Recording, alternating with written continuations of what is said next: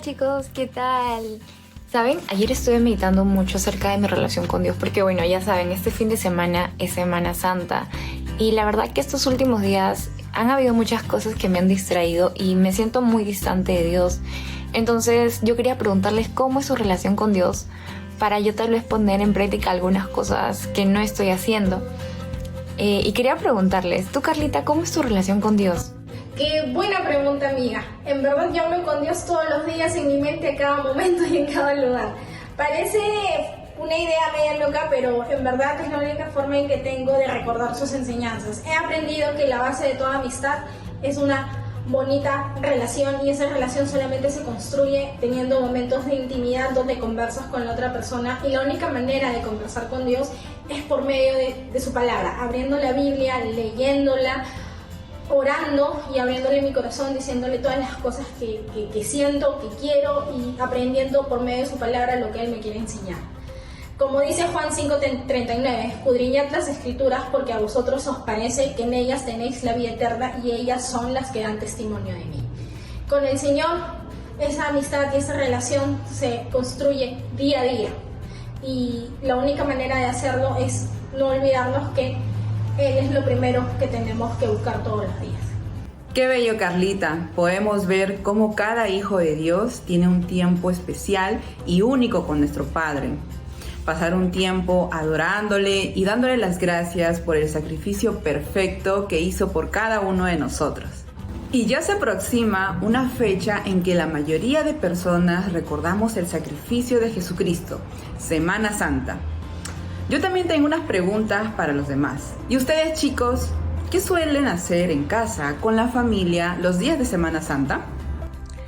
En Semana Santa nosotros nos reunimos como familia y nos animamos unos a otros para que sea un tiempo de reflexión, recogimiento espiritual y gratitud a Dios, ya que gracias al sacrificio de Jesús en la cruz tenemos perdón para nuestros pecados y la salvación de nuestras almas. Recordamos y agradecemos que Jesús tomó nuestro lugar en la cruz y sufrió el castigo que nos correspondía a cada uno de nosotros y lo hizo todo por amor. Bueno, en el caso de mi familia siempre estuvieron arraigados y apegados a las costumbres y tradiciones que aprendieron, ¿no? Iban a la iglesia, realizaban las procesiones, o a alguno de mis primos le tocaba hacer su primera comunión, la hacían también, o si no, también aprovechábamos los últimos días de Semana Santa para compartir entre familia, quizás algún almuerzo, alguna comida, sin comer carnes obviamente, o si no, nos íbamos al parque, a la playa, entre algunos otros lugares en los que compartíamos. Muchas gracias chicos por sus respuestas. La verdad es que he aprendido mucho acerca de las relaciones que tienen ustedes con Dios y yo voy a poder poner en práctica muchas de esas cosas. A veces podemos olvidar lo que significa Semana Santa y lo que es tener una verdadera relación con Dios. Así que esta semana aprovechemos los días libres y podemos reflexionar en la palabra del Señor y celebremos juntos como familia, como iglesia, esta Semana Santa y mostremos una actitud correcta.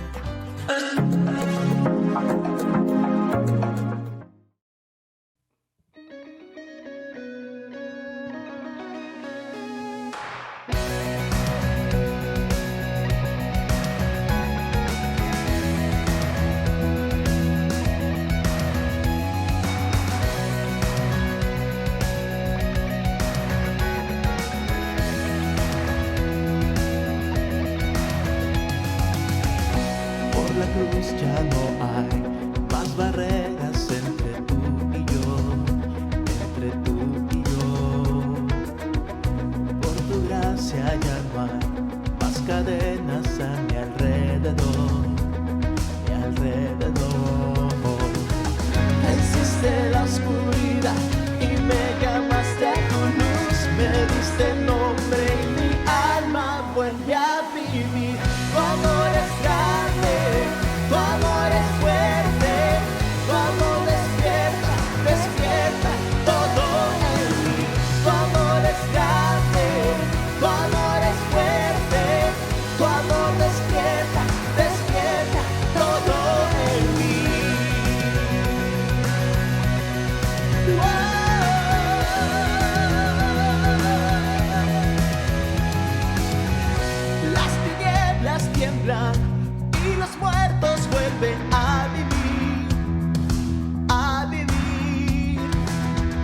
escucha el sonido, la creación que canta, vivo estás, vivo estás. Venciste la oscuridad y me llamaste a tu luz, me diste nombre y mi alma vuelve a vivir. Tu amor es grande, tu amor es fuerte, tu amor despierta, despierta todo en mí. Tu amor es grande, tu amor es fuerte, tu amor despierta, despierta todo en mí. Oh, cuán grande amor que nos rescató,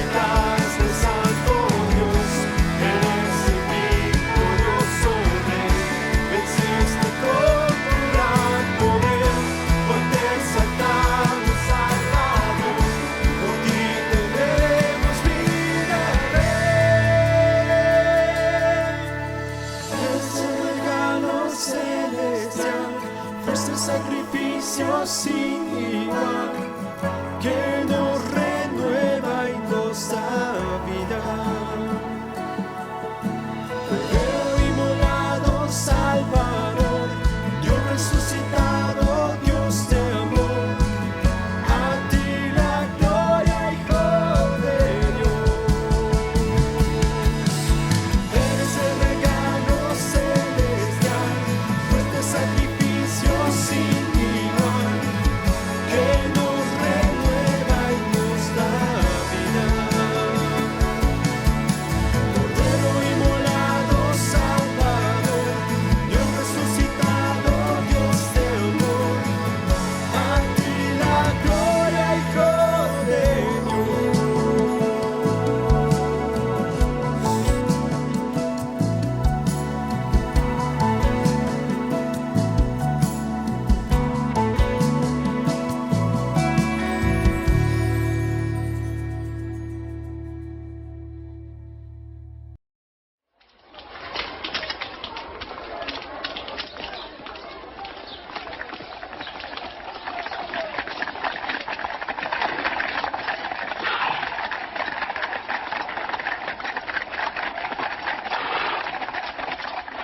Y lo llevaron ante Poncio Pilato, el más vil de todos los procuradores romanos, responsable de miles de crucifixiones. ¿Qué desean aquí a esta hora de la mañana? Encontramos a este hombre alborotando a nuestro pueblo. Causó desmanes en el mercado y en el templo. ¿Cuál será su castigo? ¡Senténcialo! Es que no encuentro ninguna falta grave en este hombre. Es culpable. Dice que no debemos pagar impuestos al emperador y además afirma que es el Mesías, el rey. ¿Eres tú el que se dice rey de los judíos? Tú lo has dicho. Salió de Galilea y llegó hasta aquí. ¿De Galilea? ¿Este hombre es Galileo? En ese caso, dejaremos que Herodes se encargue de él. Aún está en Jerusalén, ¿no es cierto? Llévenlo con Herodes.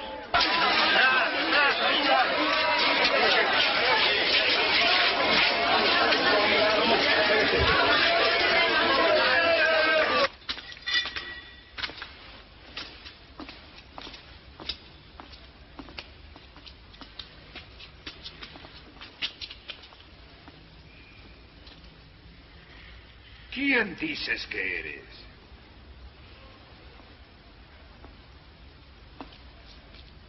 ¿Quiénes son a los que llamas discípulos? Dicen que puedes hacer milagros.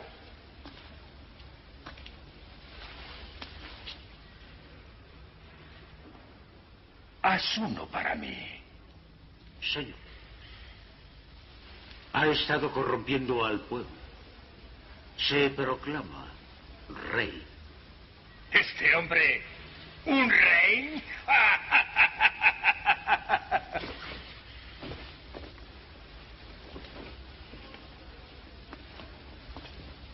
Su Majestad. Azótenlo.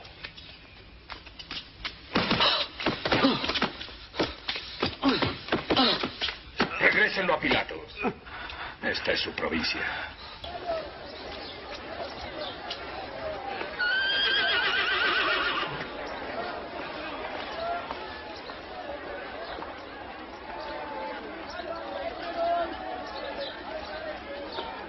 Este hombre no ha hecho nada tan grave como para merecer la muerte.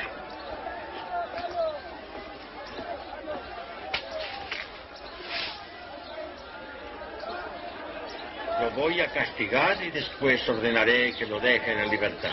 Señor, recuerda que debes dejar en libertad a un hombre en esta fiesta. Te pedimos que dejes libre a Barrabás. Sí, a Barrabás. ¡Fuera con él!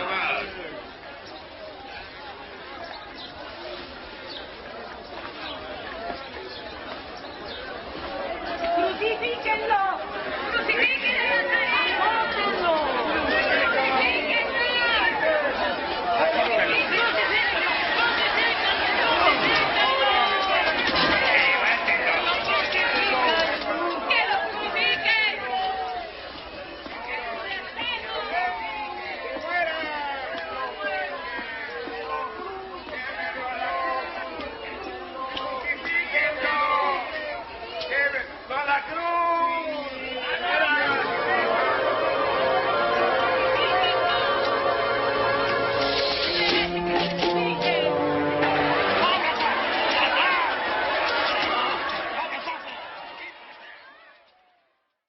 ¿Qué tal amigos? ¿Cómo están?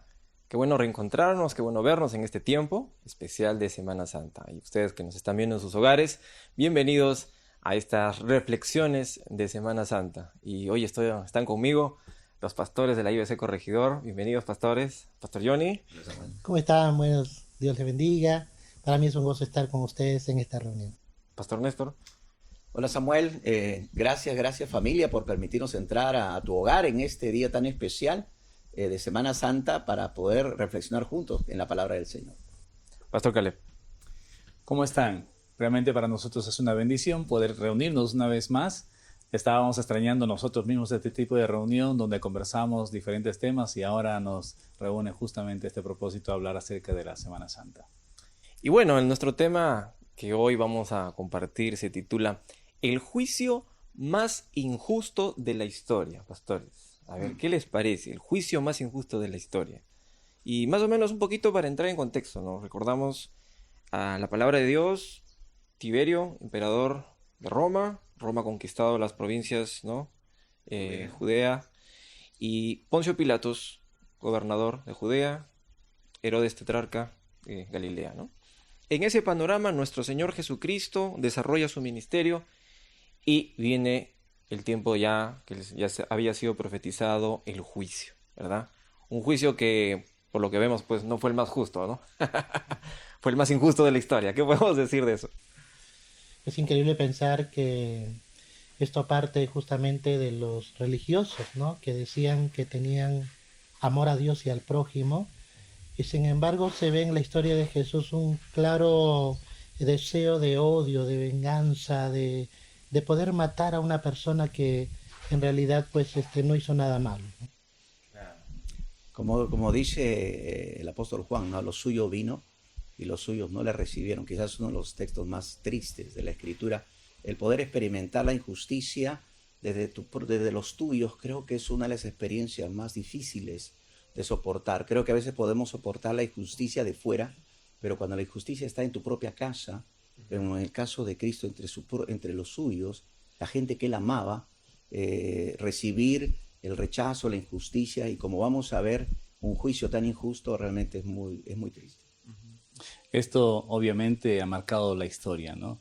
Dentro de lo que nosotros vemos en la historia, no se han dado tantos casos como el de Jesús, pero también vemos muchos de esto en el mismo contexto judío, en el mismo contexto romano, ¿no? Y en el mismo contexto griego también en aquel tiempo, ¿no? Los religiosos, como mencionaba el pastor Johnny, tenían toda la ley, tenían a Dios, tenían la palabra, pero realmente no aplicaban ninguna de sus enseñanzas para poder tratar a los demás, ¿no? Entonces esto lo hace doblemente injusto, Jesús, ¿no? va a pasar por una serie de juicios, ¿no? Y es llevado ante las autoridades religiosas, y lejos de ellos más bien de buscar la justicia, cometen una injusticia porque contratan testigos falsos para ir contra él, ¿no? Los evangelios narran esta parte. Lucas no especifica mucho esa parte. Juan se centró más ya en el tema con Pilato, un poquito más amplio, pero Mateo y Marcos van a decir que contrataron gente que empezaba a hablar contra él, pero al no encontrar argumentos tuvieron que ya empezar a decir, este hombre está diciendo que es el Hijo de Dios, y cosas así. Le preguntan, ¿tú has dicho eso? ¿No? Tú lo has dicho, es el Señor, ¿no? Claro que sí. Y ahí blasfemia, ¿no? Y ese es el problema justamente de un juicio injusto, cuando alguien va con el deseo de condenar a otra persona, no con el deseo de hallar la verdad, no en el deseo de hacer justicia, sino simplemente de condenar. Y ese creo que es el origen de la injusticia. Cuando alguien va con una actitud preconcebida, con un deseo malsano para dañar a su prójimo. Siendo un Dios justo y siendo supuestamente los hombres de Dios más justos. Y eso es lo más triste, ¿no? Eso, exacto. Que debiendo ellos ser el ejemplo de la justicia, hicieron todo lo contrario. Justicia versus injusticia. Y sobre todo entender también que cómo es que se origina este sentimiento en ellos, ¿no? Porque Jesús vino a traer la verdad. Y muchas veces, así como en los judíos, la verdad tiene reacciones en el corazón. Y en el caso de ellos no estuvieron dispuestos a aceptar la verdad que viene por medio de Jesucristo. Y cuántas veces nosotros también solemos reaccionar así, ¿no? Frente a la verdad, nos enojamos, ¿no? Y queremos hacer algo contra la persona que nos está mostrando una verdad de nuestro corazón, de nuestra conducta, quizás hasta de nuestras prácticas religiosas equivocadas. No sé. Cuando esto estaba ocurriendo, venía a mi mente, ¿no? O sea, Él era el Dios creador, el Dios que hizo todas las cosas, y envió los profetas antes de Él, envió a sus siervos antes de Él, envió su palabra antes de Él. Y Jesús era el cumplimiento de todo lo que se había profetizado. Era el momento en que ellos podrían tener la gran oportunidad de abrir sus ojos y darse cuenta de que realmente aquello que se había profetizado se estaba cumpliendo. Aunque hubieron dos hombres, ¿no? Cuando nació, ¿no? Una de ellas, una profetisa muy anciana, ¿no? Y otro hombre anciano que reconocieron a él. Pero a partir de ahí no hay ningún religioso más. Todos los religiosos, salvo Nicodemo, ¿no? Todos los religiosos estaban en contra de Jesús, ¿no? ¿Por qué? Porque ellos se sentían confrontados, ¿no? Interesante cómo esa religiosidad va ligada con la injusticia, cómo la religiosidad ciega la mente, ¿no?, con Dios y te lleva a cometer actos así. Y es que el problema es que a la gente le gusta hablar de la justicia hasta que esa justicia choca con sus intereses, ¿no? Y creo que aquí los judíos, los religiosos, se sintieron amenazados en sus intereses, en su autoridad, en su hegemonía que tenían sobre el pueblo. Surgieron los celos y la envidia. Y entonces cuando ellos se vieron amenazados de perder todo ese poder, pues el tema de la justicia simplemente desapareció. Y eso es lo que ocurre generalmente, ¿no? Intereses egoístas hacen de que simplemente la gente se olvide de lo que es correcto. Y llega a este punto, en este caso con las autoridades de Jesús, que al no encontrar argumentos sólidos, y dicen ellos luego, no, miren, qué curioso, ¿no? Le dicen a Pilato, no, nuestra ley no nos permite condenar a muerte a nadie. Por eso te traemos a él, para que, ¿no? O sea, estaban tan cegados, ¿no? Pero ellos mismos estaban tratando de hacer justicia no, pero al mismo tiempo están siendo injustos, ¿no? ¿Qué tal contrariedad? Y es por eso que tienen que llevarlo allá donde la autoridad... O qué tal la apariencia de espiritualidad. Sí, claro. Porque realmente no querían hacer justicia, sino juicio. Exacto. Te lo traemos para que tú lo condenes. Exacto. Y Jesús lo había dicho también a sus discípulos, ¿no? Que Él sería entregado en manos de los gentiles. Entonces, en realidad, esto también es el cumplimiento de una profecía. Claro. Pero, si bien es cierto, la motivación de los religiosos era poder eliminar ese obstáculo a su estima, a su credibilidad, a sus costumbres. Sin embargo, no estaban ellos dispuestos a aceptar la verdad de Dios. E inclusive hasta a Jesús lo acusaron de blasfemo, ¿no? Y un blasfemo es alguien que injuria contra Dios, ¿no? Claro. Sin embargo, él cuando realizó todas sus obras y predicó el Evangelio, traía esperanza, traía perdón, traía paz, traía sanidad. O sea, todas las pruebas estaban allí demostrando que Jesús vino para traer salvación, vida eterna. Y esas pruebas para ellos no les servía de nada. Habían cerrado sus corazones. Totalmente cegados por ese sentimiento, ¿no? Uh-huh. Y llevarlos a esta tremenda injusticia. Pero si nos damos cuenta, ellos habían sido anticipados, porque antes de que Jesús sea públicamente conocido, surge un hombre, Juan, ¿no? Y Juan hace una predicación o presenta el mensaje, ¿no?, acusando y condenando a aquellos. O sea, y eso mismo también le cuesta a Juan la vida, ¿no? Prácticamente va a la cárcel y ahí es decapitado. O sea, no era Jesús solamente el único. Antes de él ya había enviado los mensajes con claridad a través de los profetas, y Juan vino a decir cosas tan claras, pero los religiosos judíos, bueno, no escucharon a Juan, lo condenaron. Y tampoco estaban escuchando a Jesús en este tiempo. Y tampoco escucharon la palabra de Dios, porque el profeta Isaías ya lo había anunciado en el capítulo 53, cuando él dice, no, por juicio y por cárcel fue quitado. ¿Y quién podrá contar su generación? Realmente una generación que va a quedar totalmente desaprobada delante de Dios. Pastor Néstor, y quizás la reacción de los religiosos de aquel tiempo no sería también la reacción de todo tipo de religión, porque en cierta manera las religiones tienden pues a crear su propio estereotipo de justicia, ¿no? De prácticas, de cómo agradar a Dios, cuando es Dios mismo quien tiene que decirnos cómo es, ¿no? O sea, cuál es el medio para agradarle. Y sin embargo, hoy en día pues encontramos también en las prácticas religiosas a veces ideas que creemos que son verdaderas, pero en realidad están yendo contra Dios. Claro, porque van contra principios que son fundamentales, como es el amor al prójimo, el amor a Dios, el respeto por la vida, el respeto por el derecho de los demás.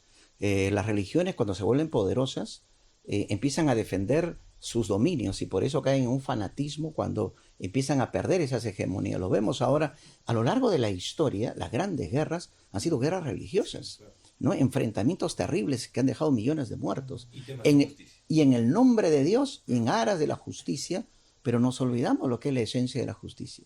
La justicia nace de la verdad, nace del respeto a la vida, nace del amor al prójimo. Por eso la Biblia dice que la justicia del hombre es como trapo de inmundicia para Dios, nuestras justicias. ¿Qué es pues eso? Entonces, no, fuera de Dios no podemos tener criterio de justicia. Y lo más triste es que el hombre cree esto como el medio para agradar o llegar a Dios. Sí, algo que mencionaba el pastor Néstor con respecto a estas grandes diferencias, no solamente es en la historia. Yo estaba tratando de ver, sí, la historia, las guerras de la historia prácticamente son guerras religiosas, pero creo que incluso dentro del mismo núcleo familiar, incluso dentro de la sociedad, el mayor problema que tenemos es justamente por principios doctrinales, ¿no? Que quieren introducir, a pesar de tener principios ya firmes y establecidos en la palabra, y entonces, ¿contra quién es la lucha? Ahora, dicen que nosotros estamos en contra del avance, por ejemplo, de la sociedad, en contra de la igualdad, de los derechos para todos, cuando eso es completamente falso.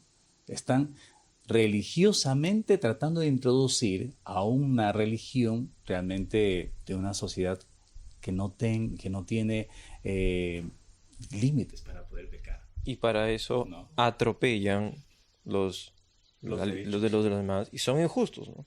Y eso también nos recuerda pues que el atropello de las autoridades, y el mismo Jesús está sufriendo un atropello de injusticia, ¿no?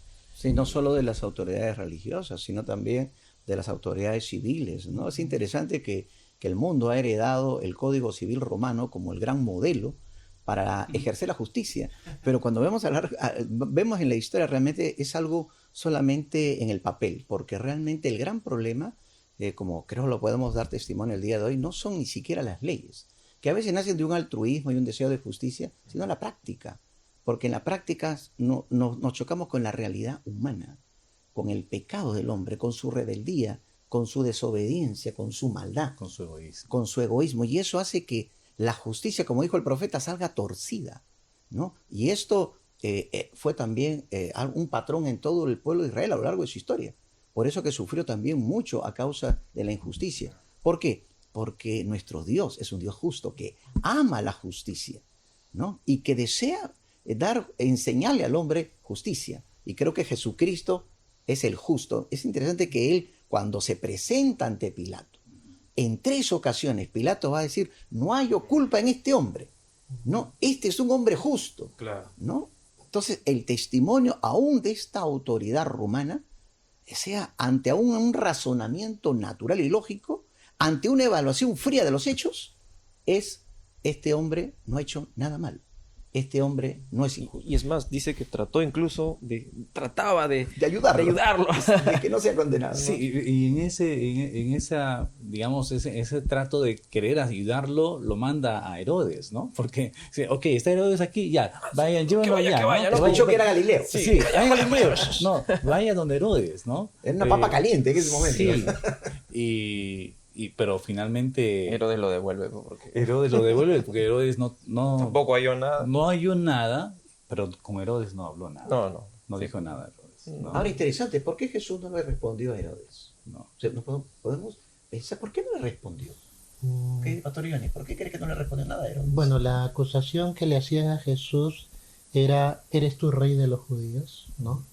Pero en un momento Jesús responde, él dice: mi reino no es de este mundo. Claro. Si fuera de este mundo, mis súbditos pelearían por mí. Pero mi reino no es de aquí. Entonces creo que eso de por sí ya le quitó a este gobernador, ¿no?, la idea equivocada de que él estaba persiguiendo algún lugar político. Pero es justamente el argumento que utilizan los religiosos para incitar al poder político para que lo condenen. El detalle con Herodes también es que él quería ver un espectáculo, ¿no? Porque él había escuchado que Jesús hacía milagros. Y él quería verlo, y él quería verlo, quería conocerlo. ¿no? O sea, él quería conocerlo. Con que haces milagros, hazte un milagrito por aquí. ¿No? Claro, y no era el... Exacto, es que hay mucha gente que se acerca a Dios con esos intereses. Claro. ¿No? Pero, no es el tema, obviamente, pero yo creo que Herodes no vio lo que quería. O sea, Jesús no le responde porque realmente ya Herodes había sido comunicado, ya Herodes había manchado también sus manos con la sangre inocente de Juan, ¿no? No era digno de que Cristo le respondiera nada. Exacto, o sea, él tuvo la oportunidad de su vida porque lo tenía Juan, y es más, Juan le dijo su pecado. Y eso es importante recordarlo, porque a veces las personas están buscando justicia en personas malvadas que saben que no van a hacer justicia, y a veces se afanan y se desgastan inútilmente para terminar amargadas diciendo no me han hecho justicia. A veces por eso debiera uno pensar más de dos veces si realmente vale la pena entrar en un juicio donde tú sabes que realmente no vas a encontrar justicia. A veces es mejor simplemente, como está haciendo Jesús, sufrir el agravio. Y es golpeado, abofeteado, antes de tiempo, ¿no? Torturado, lo mandan a azotar, ¿no? Y luego, no sé qué les parece, ¿no? Y luego pone y dice, a ver, ¿a quién quieren que libre? O sea, ni siquiera yo al pueblo, a ver, ¿a quién liberamos? ¿A Jesús o a Barrabás, no? Eso ya fue Pilatos, ¿no? Claro, Pilato ya hace eso, ¿no? Porque Herodes, cuando recibe la respuesta lo devuelve, del Señor, lo devuelve. Claro, pero lo devuelve porque no encuentra razones para acusarlo. Es más, él dice, no hay ninguna razón para que sea digno de muerte. Y ahí cuando lo devuelve a Pilato, es que Pilato lo manda a asustar. Y Herodes lo que hace algo bien cruel, dice que se burla de él, le pone como ropas de rey, le pone una corona de espinas, ¿no? O sea, realmente termina humillándolo, maltratándolo, ¿no? Claro. Y ya es golpeado, es expuesto, ¿no? Sí, lo que me llama la atención también es que al hacer eso y al devolverlo, dice la escritura que Herodes y Pilato se amistan porque estaban enemistados, eran enemigos, ¿no? Y qué interesante es eso, ¿no? Porque hay una enemistad, pero cuando ven a alguien, un enemigo común, se pueden amistar también, ¿no? Se pueden unir, aunque son enemigos, ¿no? Un poco raro, ¿no? Pero son conveniencias, ¿no? Como hoy vemos en los políticos, ¿no? Los políticos suelen hacer eso, ¿no? Pueden ser enemigos políticos, pero si hay un enemigo en común, se unen y de pronto en una causa, pero eso no es una amistad. O también los religiosos, ¿no? O sea, que también no tenían nada que ver con los gentiles, pero ahora los buscan, ahora los solicitan, ¿no? Ahora quieren la justicia de los gentiles.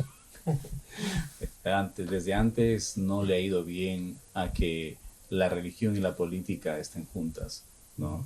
¿Qué es lo que produjo esta unión? La muerte del más justo de todos, ¿no? Y creo que nunca ha ido bien durante toda la historia, ¿no? Pastor Néstor refería a eso justamente de las guerras de las cruzadas y todas las guerras. Era la mezcla de la religión y la política, ¿no? La expansión de los territorios y ganar territorios a nombre del Papa, ganar territorios a nombre de la Iglesia Católica, ¿no? A nombre de una religión determinada, ¿no? Y es que ni la religión ni la política van a poder hallar la verdadera justicia si no está la palabra de Dios, si no es Jesucristo el centro, si es Dios mismo enseñándonos por dónde debe ir, por dónde es la ruta. Ahora, perdón, si Jesús, para Pilato, después de que lo regresa Herodes, lo declara nuevamente inocente, ¿por qué lo manda a azotar? Lo que pasa es que según él era su manera de dejarlo libre. Ok, lo voy a azotar y lo voy a dejar libre. O sea, porque los azotes ya era una condena final de Pilato. Ok, lo voy a azotar y lo voy a dejar libre. Para él no tener que matarlo. Pero cuando lo regresan azotado, la presión, ahí comienza la presión de política, ¿no? No eres amigo de Roma si es que lo dejas vivir. Y entonces lo que dijimos hace un momento, ¿no? Ante el peligro de que él sea cuestionado políticamente ante el emperador romano, él dice, muy bien, me lavo las manos. Qué popular que ¿no? se hizo eso. ¿No? ¿Verdad? Yo me lavo las manos como diciendo, ese juicio realmente no lo quiero yo, lo quieren ustedes, pero quien lo está ejecutando es él. Claro. Y él era la autoridad. Y qué importante es entender el peso de la autoridad. O sea, al final, todos nosotros tenemos algún nivel de autoridad. Y en ese nivel de autoridad, el ser humano va a ser juzgado delante de Dios, como lo hemos ejercido. Pilato será juzgado delante de Dios por la manera tan injusta que él finalmente juzgó a Cristo. Y a partir de ahí, bueno, ya viene lo que va a ser pues el escarnio, el sufrimiento, que eso lo vamos a ver Dios mediante el día de mañana. Pero entonces nos queda, ¿no? Si ya en el tiempo de Jesús hubo tanta injusticia, eso es algo que hasta el día de hoy seguimos viendo, ¿no? Y que muchas veces lo vemos en todo lado, en la televisión, en nuestras autoridades, en el día a día, ¿no? En el trabajo. En el trabajo, ¿no? A veces en la familia. ¿Y cómo lidiar, ¿no? con estas cosas? ¿Qué nos enseña también lo que es lo que pasó el Señor, la actitud que debemos tener, como debemos actuar nosotros ahora, ¿no? Creo que lo más importante es entender que no hay nada que pase en nuestra vida que esté ajeno al control de Dios. Creo que el mismo Cristo cuando Pilato lo exhorta a que se defienda con sus argumentos y al ver que Jesús no le estaba respondiendo como él quería, le dice, no sabes que tengo autoridad para condenarte, ¿verdad? O para dejarte libre. Ahí estaba declarando. Sí, pues él tiene pero Jesús le dice, ninguna autoridad tendría sobre mí si no te fuere dada de arriba. Y creo que esto es muy importante cuando enfrentamos la injusticia. Saber que sobre las autoridades humanas injustas está la autoridad de Dios. Él es quien aún permite la injusticia. Y esto quizás lo vamos a ver el día de mañana cuando hablemos del sufrimiento que causa la injusticia, pero cuando yo puedo entender que aún eso injusto que me está pasando en mi casa, en el trabajo, realmente está pasando por la supervisión de Dios, entonces más que apelar ante las autoridades humanas, debo apelar ante la autoridad divina. Así es. Una vez recuerdo, me escribió un joven, ¿no? Me decía, pastor, me da cólera, me decía, ¿no? La injusticia, cuando hubo otros problemas políticos el año pasado, ¿no? Y dije, oye, descansa en Dios. O sea, ¿por qué te indignas? ¿Por qué haces cólera? ¿Por qué ¿no? Porque hay frustrado, ¿no? Descansa en el Señor. Dios tiene todo bajo control, ¿no? Y creo que es algo, pastor, que no debemos olvidar. Como dice, Dios ya lo tiene todo. Sí. Lo mismo que vemos de Jesús. Todo lo que pasó él estuvo profetizado. Todo lo que tuvo que sufrir y esta injusticia también estuvo profetizado. Y nosotros creemos en un Dios eterno, en un Dios omnisciente, que Él sabe todo lo que vamos a pasar durante toda nuestra vida. Para Él no es extraño nada de esto. Y entonces, al saber esto, nosotros debemos descansar de que Él realmente sabe todo. Entonces yo tengo que confiar en que Él me va a ayudar. Él me va a sostener, Él va a ser mi refugio, Él va a ser mi consuelo, Él va a ser mi ayudador. ¿Qué fue lo que pasó con Jesús? En medio de esa injusticia, Dios mismo vino a fortalecerlo, porque tuvo ese tiempo de angustia, de sufrimiento, de la injusticia. Él lo sentía. Claro. Y entonces Dios lo vio así, viene a fortalecerlo para que siga pasando por esa prueba. No le quitó, aunque Jesús había orado diciendo, si deseas o si es tu voluntad, que pase de mí, esto es demasiado injusto. Claro. Y muchas veces nosotros también actuamos, no queremos la injusticia, queremos escaparnos, pero cuando clamamos a Dios, y lo hizo Jesús, cuando clamamos, viene la fortaleza de parte de Él. ¿No? Pero también hay que considerar, pastor, que la injusticia va a estar presente en la historia humana por causa del pecado. Sí, claro. Así es, ¿no? Entonces, ¿por qué? Porque el hombre está en un estado de injusticia también. El pecado lo ha introducido a ese estado de injusticia. Por eso es injusto, exactamente.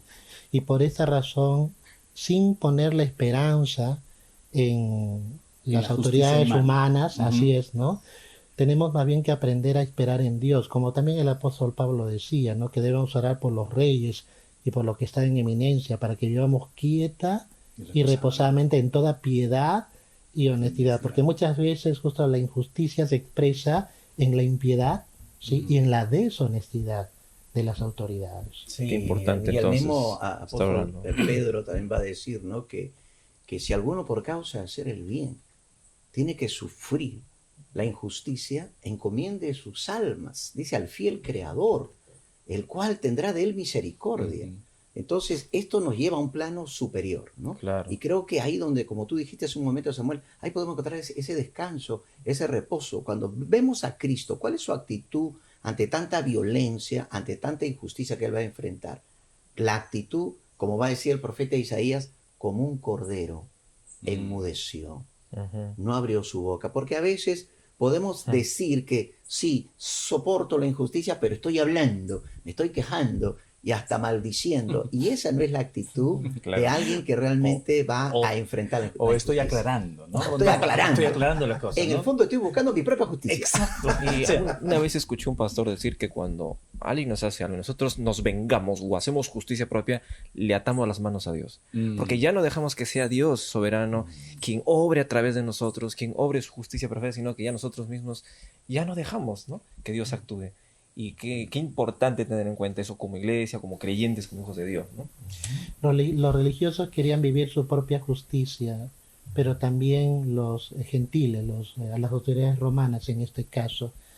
Pero eso realmente es la historia de la humanidad, de todos nosotros, porque si realmente no aprendemos a mirar a Jesucristo, al justo, y no ponemos nuestra esperanza en Dios, que es justicia, entonces siempre vamos a vivir decepcionados. ¿Por qué? Porque vivimos en un mundo injusto. Es importante lo que está diciendo Johnny, y quiero agregar a eso, es que a veces cometemos un error, que miramos el tema de la injusticia como algo de otros. Entonces, ay, el mundo está injusto, las autoridades son injustas, mi esposa, mis hijos, nadie me entiende. Hablo como que yo fuera el único justo. Pero lo primero que debemos reconocer es que yo también soy injusto. En mi naturaleza humana, todo ser humano, somos así, somos injustos.